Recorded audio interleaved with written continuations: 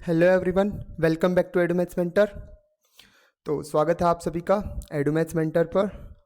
तो आज का जो हमारा लेक्चर है वो है moment of inertia and product of inertia and angular momentum about principal axis. तो आज के लेक्चर में हम डिराइव करने वाले हैं moment of inertia, product of inertia and angular momentum about principal axis. ये जो लास्ट वर्ड मैंने बोला ये मैटर करता है, ठीक है ना, क्योंकि मोमेंट ऑफ इनर्शिया तो हम पहले भी निकाल चुके, प्रोडक्ट ऑफ इनर्शिया भी निकाल चुके एंड एंगुलर मोमेंटम भी अभी लास्ट लेक्चर में ही हमने निकाला था। लेकिन वो कोऑर्डिनेट एक्सिस के अबाउट निकालना सीखा था हमने, ठीक है। जैसे कि स्टार्टिंग के लेक्चर्स में मैंने आपको बताया था कुछ स्टैंडर्ड नोटेशंस होती हैं, लेक्चर नंबर 2 आई थिंक, उसमें मैं आपको बता के आ चुका ऑलरेडी कि आपको स्टैंडर्ड नोटेशंस में ऐसे इसको लिखना है कि moment of inertia about X axis क्या होगा, कैपिटल ए, फिर capital B about Y axis और capital C about Z axis, और ऐसे ही प्रोडक्ट ऑफ इनर्शिया की डी ई एफ जो क्या थी, स्टैंडर्ड नोटेशंस थी, वो कोऑर्डिनेट एक्सिस के अबाउट थी।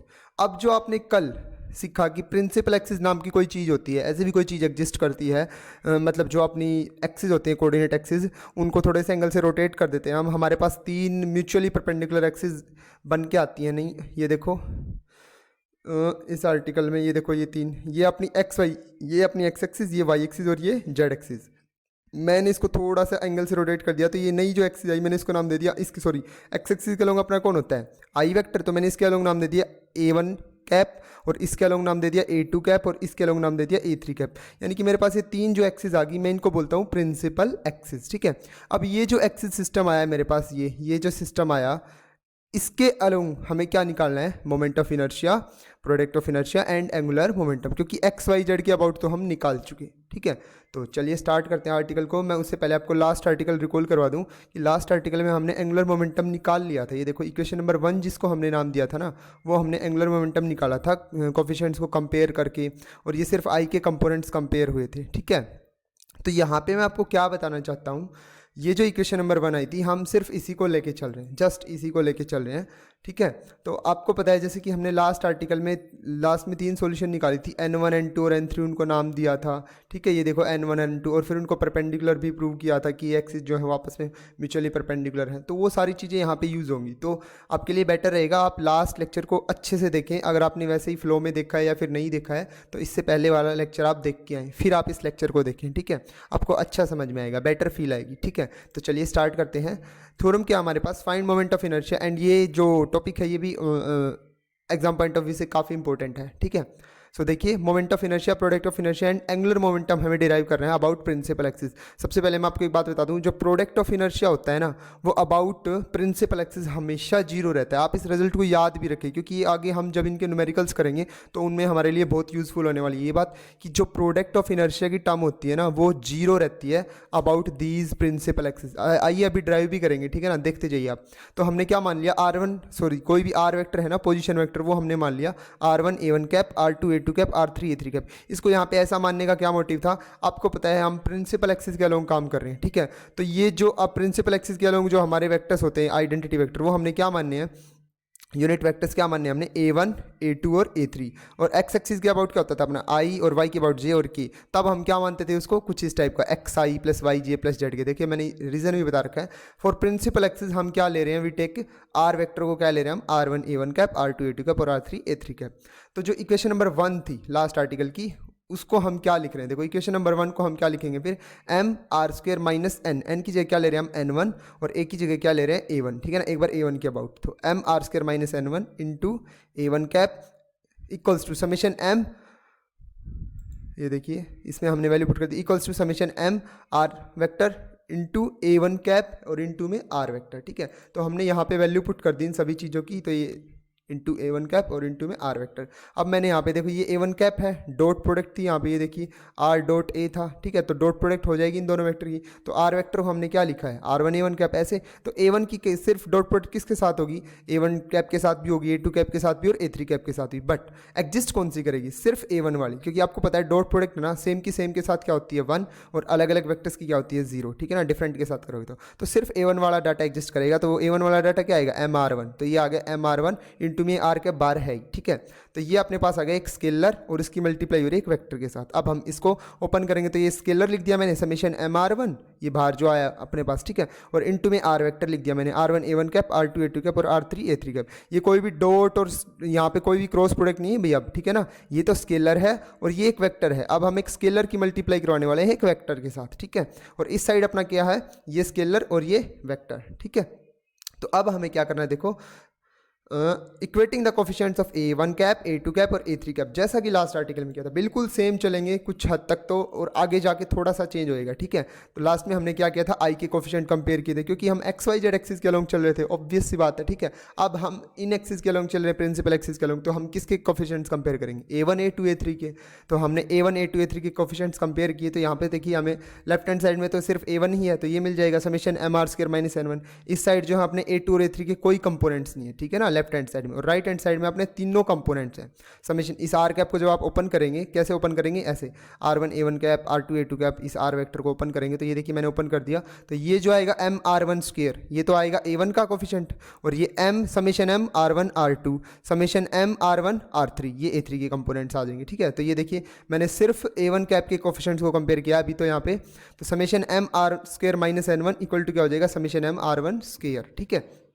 तो आप इस N1 को इधर ले आइए और इसको इधर ले आइए, ठीक है। तो N1 पॉजिटिव हो जाएगा और ये क्वांटिटी इधर आएगी तो ये नेगेटिव, तो समेशन MR² - MR1²। अब मैंने R² की वैल्यू पुट कर दी, ये देखिए रीजन ही बता रखा है, जैसा कि R वेक्टर अपने पास ये है, तो R का जो मॉडुलस है वो क्या हो जाएगा, क्योंकि आपको पता है किसी वेक्टर का अगर स्क्वायर करना है तो उसकी मोड वैल्यू का स्क्वायर होता है, ठीक है। तो R वेक्टर हमारे पास क्या हो जाएगा, दिस, और इसका मॉडुलस क्या आएगा, दिस, मतलब कंपोनेंट्स का स्क्वायर और फिर अंडर रूट। आपको आता है वेक्टर का मॉडुलस निकालना, ठीक है, लास्ट क्लासेस में पढ़ के आए, 11 12 में बेस होता है ये तो सिंपल सा। उसके बाद इसका क्या कर देंगे, स्क्वायर, तो अंडर रूट कैंसिल हो जाएगा, तो ये हमारे पास क्या आ जाएगा, R1² + R2² + R3²। तो मैंने इसको यहाँ पे पुट कर दिया, ठीक है, और माइनस में समेशन MR² चल ही रहा था, समेशन बाहर लिया हुआ है हमने। अब ये देखिए माइनस MR1² और ये रहा प्लस का MR1², ये कैंसिल हो जाएगा, तो हमारे पास सिर्फ ये क्वांटिटी बचेगी, कुछ ऐसी शक्ल देखने को मिलेगी हमें, समेशन MR2² + R3²। तो अब इसको हम क्या बोलेंगे, ठीक है। देखिए आपको पता है अपना जो पीछे जब R वेक्टर ऐसे होता था XI Y J Z के तब, और यहाँ पे क्या है R2 और R3, तो अपने पास R2 और R3 आ रखा है, और लास्ट में जब हम कोऑर्डिनेट एक्सिस पढ़ते थे तो वहाँ पे क्या आता था, Y और Z, यानी कि हमारे पास आता था समेशन MY² + Z², ठीक है। तो उसको हम क्या बोलते थे, कैपिटल A। रिमेंबर हम अबाउट एक्स एक्सिस वाले को क्या बोलते थे, कैपिटल A। और ये अभी भी क्या आया है हमारा, लाइक अबाउट एक्स एक्सिस ही आया है, मतलब एक्स का कंपोनेंट नहीं है, यानी कि आई वाला कंपोनेंट नहीं है, ठीक है ना। हमारे पास कौन, यानी कि एक्स नहीं है हमारे पास कौन है, R2 और R3। तो इसको हमने क्या नाम दिया भाई, A*, ठीक है।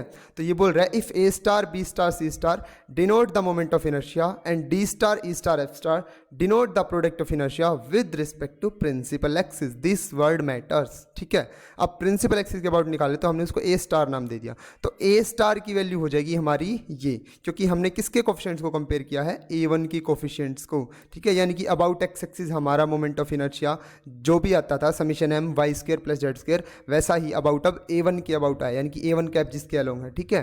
तो ये हमारा क्या आ गया, समेशन MR2² + R3²। यहाँ पे R2 Y को डिनोट कर रहा है और R3 Z को, ठीक है ना। हम अपनी समझ के लिए बोल सकते हैं ऐसा कि R2 Y है और ये R3 क्या है, Z।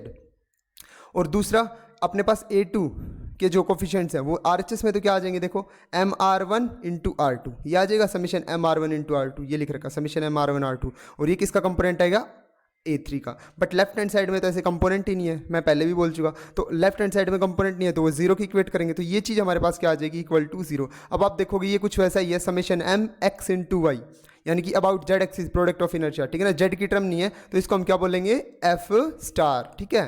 और वहाँ पे क्या बोलते थे इसको, F। अब इसमें किसकी टर्म नहीं है, R2 की, यानी कि अबाउट Y, यानी कि ये किसके अबाउट है, Y के अबाउट। तो ये क्या होता था अपना E, और यहाँ पे क्या बोलेंगे इसको, E*। तो देखिए मैंने आगे लिख रखा है सब कुछ, ये मैंने सोल्व करके दिखा रखा है इस चीज़ को कि हमारे पास राइट हैंड साइड में कंपोनेंट्स नहीं है, ये सारी बातें बता रखी हैं। On comparing LHS there are no coefficient of A2 A3, तो इन दोनों को किसके इक्वल होना पड़ेगा, 0 के, बट ये हमने कंपेयर कर दिया था ऊपर, ठीक है। तो इसको तो हमने नाम दिया है क्या भाई, A*।